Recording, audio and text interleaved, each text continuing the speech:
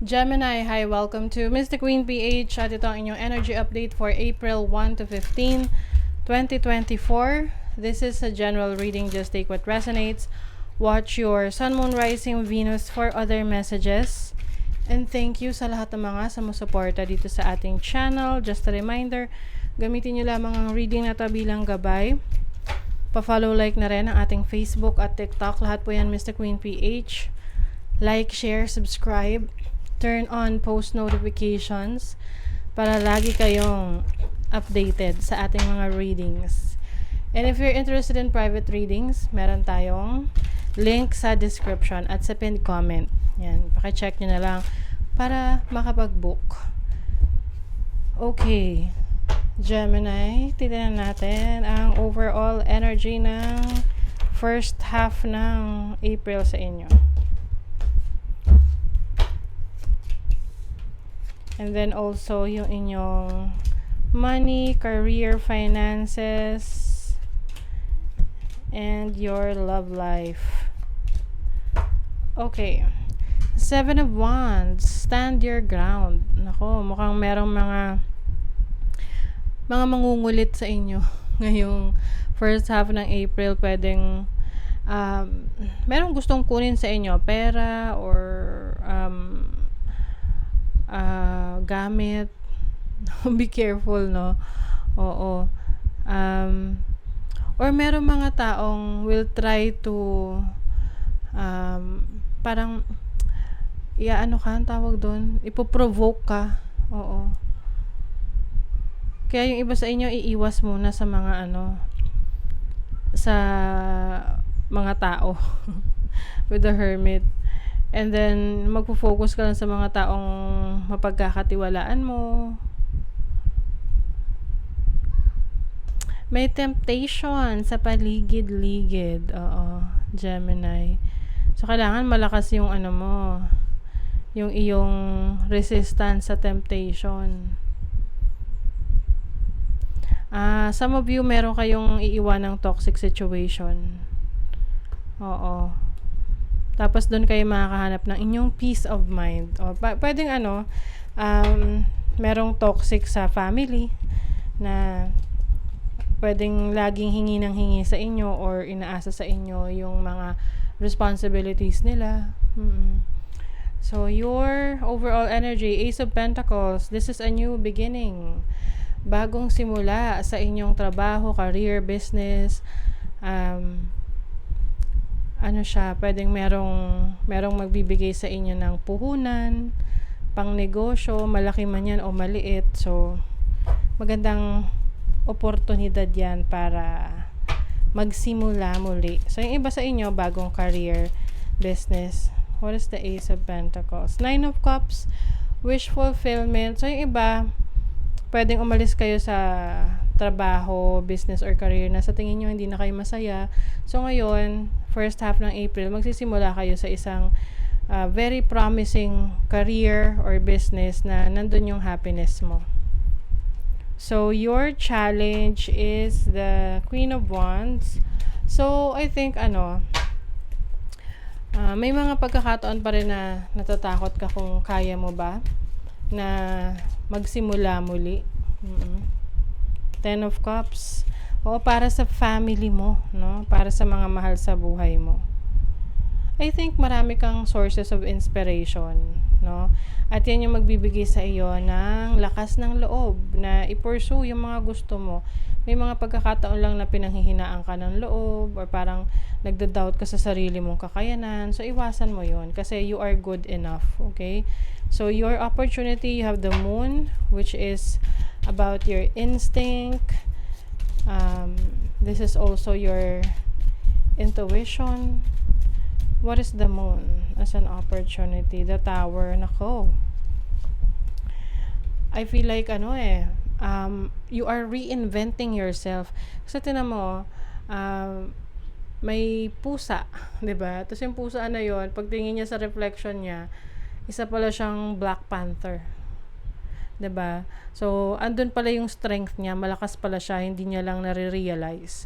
So, I feel like you are going to step out of your comfort zone at magse-step into your own power ka, no, with the tower. Kasi parang meron kang gigibain, or let's say, para alam mo yung transformation na from being a weak person, no, mahina, and then boom, biglang bagong ikaw, ganon. So, sino ba yung mga nakapanood sa'yo ng Captain America? Oo, the first Avenger, ayan. 'Di ba? Weakling siya doon. So mahina lang siya, si Captain Roger Steven Roger. Basta ganoon. Tapos may mga experiment na ginawa sa kanya, and then naging super lakas na siya, no? So it seems na may transformation sa inyo. May opportunity kayo na i-reinvent ang inyong sarili, at parang sirain yung dating ikaw at ipanganak yung bagong ikaw. Okay? If you get what I mean. And then your blessing is the Six of Swords. So you are going to calmer waters. May bagong direction na tatahakin ka, na mas promising, no? What is the Six of Swords? Five of Cups. Meron talaga ritong may ni-let go ka. Oo. May kailangan kang i-let go para makapag-focus ka doon sa bagong path na iti-take mo. And there are times na iniisip mo na sayang, no, nanghihinayang ka doon sa ni-let go mo. Pero sa totoo lang, itong bago mong pinupursue or ipupursue, nandito yung mga bagay na magpapasaya sa'yo eh. Pwede ngang dito ka rin makahanap ng romantic partner or business partner in the future. As sa finances, overall energy, the Five of Pentacles. Maaring may challenges talaga sa finances ninyo, kaya meron kayong kailangang baguhin. What is the Five of Pentacles? Ten of Cups. I feel like yung mga expectations sa'yo ng family mo, medyo mataas. Okay? Maraming ina-expect sa'yo. And you feel like parang feeling mo hindi mo na kayang i-provide. Okay? Parang ang bigat. Oo. Na gusto mo man sana na ma-provide, pero ikaw lang din yung nahihirapan. So, ngayon, you have a major decision to make. I think pwedeng merong pressure sa'yo yung family mo na, uy, mag-abroad ka na, or sumubo ka ng ibang bagay. Parang ganun na pwedeng hindi naman talaga galing sa'yo yung initiative, pero dahil sa pressure, influence ng family mo or tao sa paligid mo, kaya mo gagawin. Yung iba sa inyo medyo stressed kasi not necessarily kontento ka na, no, sa buhay mo ngayon, but parang feeling mo lang masyado kang minamadali. So, your opportunity of the Three of Cups, may celebration sa finances, money, career. So, pwedeng may mga makikilala kang mga tamang tao na mag-guide sa'yo para mapaunlad mo yung sarili mo, yung business mo, yung career mo.